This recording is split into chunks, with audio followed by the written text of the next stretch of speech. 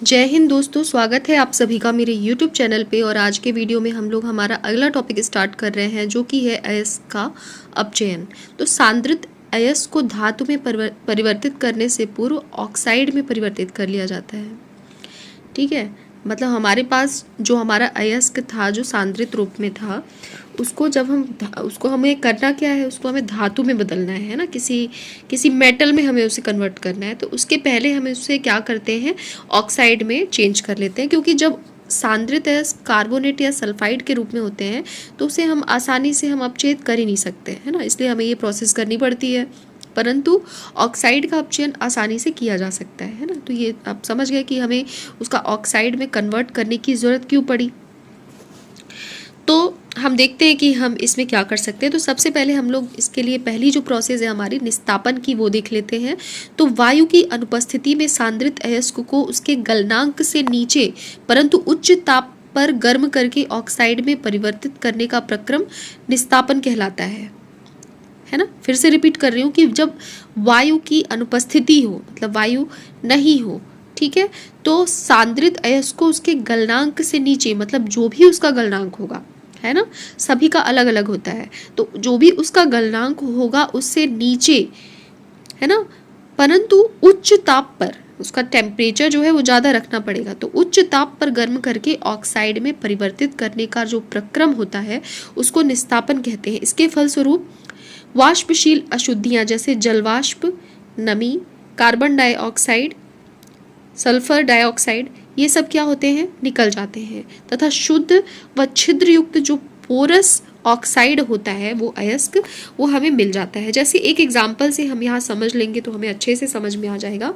कि हमारे पास यहाँ पर क्या है, बॉक्साइड, है ना। तो बॉक्साइड का सूत्र हमें याद रखना है ना। तो बॉक्साइड, अगर कोई पूछे कि बॉक्साइड का सूत्र क्या होता है, बहुत सारे सूत्र हैं, सारे हमें याद होने चाहिए, है ना, क्योंकि वो बनेंगे तभी हमसे रिएक्शन बनेगी। ठीक है, तो बॉक्साइड का सूत्र होता है Al2O3 2H2O, है ना, ये इसका सूत्र होता है। और इसमें हम ऊष्मा देंगे, तो ये ऊष्मा निस्तापन देंगे तो ये हो जाएगा, बन जाएगा Al2O3 aluminium oxide plus 2H2O। ठीक है, ये बन जाएगा। अधिकांशतया कार्बोनेट ऑक्साइड एवं हाइड्रोक्साइड अयस्कों को इस विधि द्वारा निष्कर्षित किया जाता है। ठीक है, किस विधि द्वारा, निस्तापन विधि द्वारा, है ना। तो किसको कार्बोनेट हो गए, ऑक्साइड हो गए, या हाइड्रोक्साइड अयस्क हो गए, इनको हम इस विधि द्वारा निष्कर्षित कर लेते हैं। ठीक है, तो ये सारी इतनी जानकारी हो गई निस्तापन के बारे में। अब हम अगला पढ़ते हैं, जो कि होता है भर्जन या जारण, है ना। तो ये क्या है, ये भी समझ लेते हैं। तो सांद्रित अयस्क को वायु ऑक्सीजन की नियंत्रित मात्रा की उपस्थिति में गलनांक से नीचे परंतु उच्च ताप पर गर्म करके ऑक्साइड में परिवर्तित करने की क्रिया भर्जन कहलाती है ना। समझना है सबसे पहले कि डिफिनीशन क्या बोल रहा है। तो जो हमारे पास सांद्रित अयस्क है उसको वायु तो दिया जाता है, ऑक्सीजन तो दिया जाता है, लेकिन वो नियंत्रित मात्रा में दिया जाता है।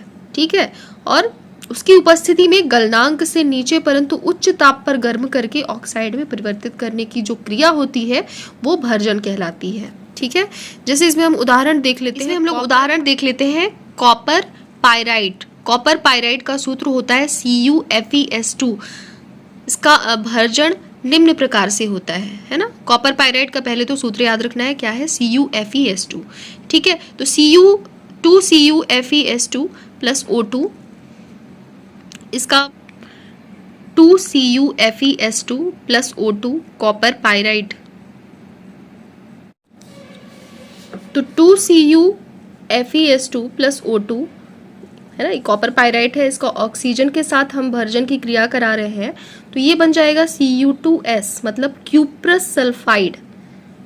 ठीक है, क्यूप्रस सल्फाइड इसे हम लोग बोलते हैं, Cu2S को हम लोग बोलते हैं क्यूप्रस सल्फाइड, प्लस 2FeS, इसको हम लोग बोलते हैं ferrous sulphide, plus SO2 sulphur dioxide जो है G मतलब गैस के फॉर्म में है ना।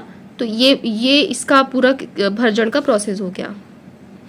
दूसरा है 2CuS, मतलब कॉपर सल्फाइड जो इसका है, इसको हम लोग 3O2 ऑक्सीजन के साथ जब हम इसको रिएक्ट करेंगे तो ये बन जाएगा 2Cu2O। है ना, प्लस 2SO2, ये गैस फॉर्म में हो जाएगा। फिर इसी तरीके से हम आयरन सल्फाइड के फॉर्म में करेंगे तो 2FeS प्लस 3O2, और ये बन जाएगा 2FeO plus 2SO2 gas form में। ठीक, तो इसमें समझ में क्या आया हमें कि इस विधि में सल्फर, आर्सेनिक आदि अशुद्धियां वाष्पशील ऑक्साइडों जैसे सल्फर डाइऑक्साइड, है ना, AS2O3 आदि में परिवर्तित होकर निष्कासित हो जाती हैं। इस विधि द्वारा अधिकांशतया सल्फाइड अयस्कों का निष्कर्षण करते हैं। किसका निष्कर्षण करते हैं? सल्फाइड अयस्कों का हम निष्कर्षण करते हैं इस विधि द्वारा। ठीक है, तो ये दो विधियां हो गई। कौन कौन सी, फिर से रिपीट कर दे रही हूँ कि अयस्क का हम अपचयन पढ़ रहे थे तो हमने सबसे पहले निस्तापन के बारे में पढ़ा, है ना, तो निस्तापन के बारे में ये हमारी जानकारी हो गई, और दूसरा हमने भर्जन और जारण के बारे में पढ़ा जिसकी ये जानकारी हो गई। ठीक है, तो ठीक है दोस्तों, आज का वीडियो इतना ही, और अगर आपको वीडियो पसंद आया हो तो प्लीज़ इसे लाइक, सब्सक्राइब और शेयर कर दीजिए। और आगे भी आप मेरे वीडियोस पे बने रहना चाहते हैं तो साइड में बेल आइकॉन दिख रही होगी, इस पर क्लिक कर दीजिए। Thank you, keep watching.